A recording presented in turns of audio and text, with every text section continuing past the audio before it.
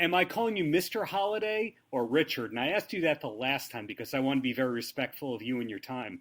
Yeah, let's keep it consistent with Mr. Holliday. I appreciate that.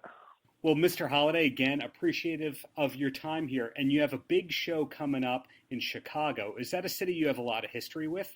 Absolutely. I won the MLW World Tag Team Championships in Chicago. I made history in Chicago. Some would say that that's maybe the biggest moment in the history of professional wrestling within Chicago, which is obviously a very rich, historic site in terms of pro wrestling. Do you know what's coming up for you at Intimidation Games in April in Chicago, or do we just have to wait and see? Well, I think it's best for the consumers to just wait and see. I think when you give them too much at once, it's very hard for them to digest. So I think it's important to just understand that we're coming there in April and just know that the AirPod God will be there and will be in action. I do want to ask you about the AirPods in a moment, but while we're talking about Chicago, do you have favorite coffee shops in town there?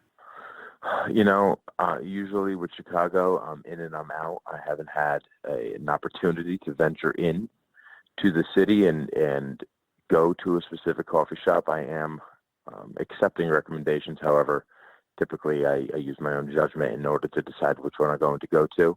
I'm hoping to have enough time this time around to visit at least one or two.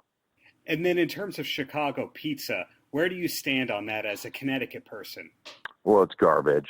It's really not pizza. It's more or less just a bunch of dough and cheese lumped together in a circular fashion, and then they disguise it as pizza. Real pizza is located on Worcester Street in New Haven, Connecticut. Well, if I remember correctly, you don't consume milk. Does that affect your cheese and your appreciation for pizza as well? Yeah, I don't do milk. Milk's for babies. I will make exception for pizza every now and again. It's a rarity when I have it. It's maybe once per year. And when I do, I make sure to have plenty of dairy digestants in order to process dairy. However, again, no milk, strictly almond milk in my lattes or oat milk, if applicable. But I will make it an exception for Worcester Street pizza. And you did mention before how your championship win in Chicago is probably up there as one of the most definitive moments in the history of Chicago professional wrestling.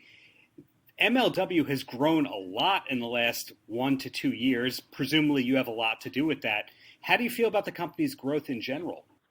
Well, it's been exponential growth. I mean, take a look at what we're doing.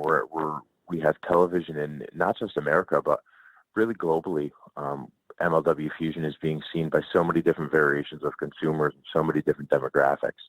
And for us to have a live pay-per-view in 2019 was just epic and historic. And a lot of that is in credit to the Dynasty and what we've done to help build that brand.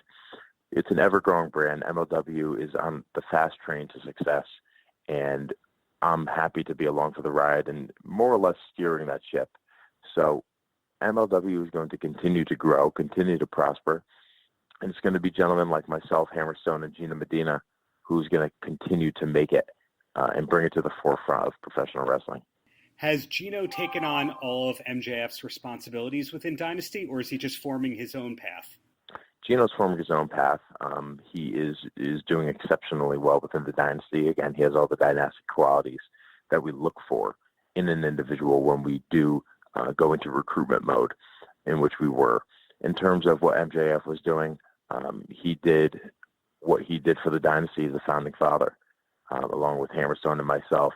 And I'm not attempting to fill those shoes. I'm just simply looking to add a different set of shoes into the collection. Now, there's been rumors of a Richard Holliday television project. Is that something that's still in the works? Absolutely. Rich Talk has been discussed, contractually written up by my lawyer / my father, and was funded by my investor / my uncle. So Rich Talk is going to be something that's going to be heavily featured on MLW television. We did film a pilot episode while we were in Dallas, Texas, and the consumers were just raving about it. Wow. Looking forward to that one, to say the least. And before you mentioned about AirPods, is there usually music playing when the AirPods are in your ear? Well, there's a variety of things that are going on in my AirPods. Sometimes I have them in just so people don't talk to me. Other times I am listening to my favorite music, possibly my favorite podcast. There's so many different ways to utilize the AirPods and make sure that they're beneficial 24/7. For the betterment of the people listening and or reading this, can you tell us what some of those favorite musicians or favorite podcasts are? Sure. So some of the things that I like to divulge into would be any podcast in relation to marketing or branding. I don't have anybody in specific that I think is the best at that. I think it's good to listen to several different people in terms of that subject matter. I do like Grant Cardone. He doesn't really do anything for marketing, but he's just a very wise business individual, and I get a lot of knowledge from him. In terms of music, I listen to a lot of Dave Matthews Band, a lot of Michael Bublé, a lot of Frank Sinatra. Several other artists are going to sprinkle in there, but for the most part, that's what I listen to. Chicago's known for classic rock and classic hip hop. Any Chicago artists that you're a fan of? Not particularly. I think Frank Sinatra had a few songs in relation to Chicago, but I prefer the songs in relation to New York more than that. But no, there's nobody that's from Chicago that I'm going to, clamor on to. So bring it back to you. Is there something that you wish more people knew about you besides you being the most marketable person in MLW and possibly professional wrestling? No, I don't think that there's anything I wish people knew more about me. The only thing that I wish is that people would tune into MLW more and watch that product and watch what Lifestyles of the Rich and Dynastic is all about, because it's without a doubt, in my opinion, the best product out there today. And you mentioned a great pizza spot there in Connecticut. If somebody's coming to your hometown, is that New Haven or is that Greenwich? Well, I currently reside in Westport, Connecticut, because I didn't want to live in New Haven anymore. However, I was born in New Haven, but I live in Westport. What are some of the spots that somebody should come to if they do come to Westport, if they're allowed to come to Westport, that is?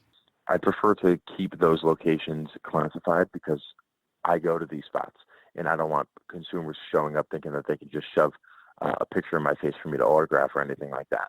Okay, understood. So I'm going to back off and say, Mr. Holliday, any last words for the kids? No, honestly, this interview has gone a little bit longer than I had intended on.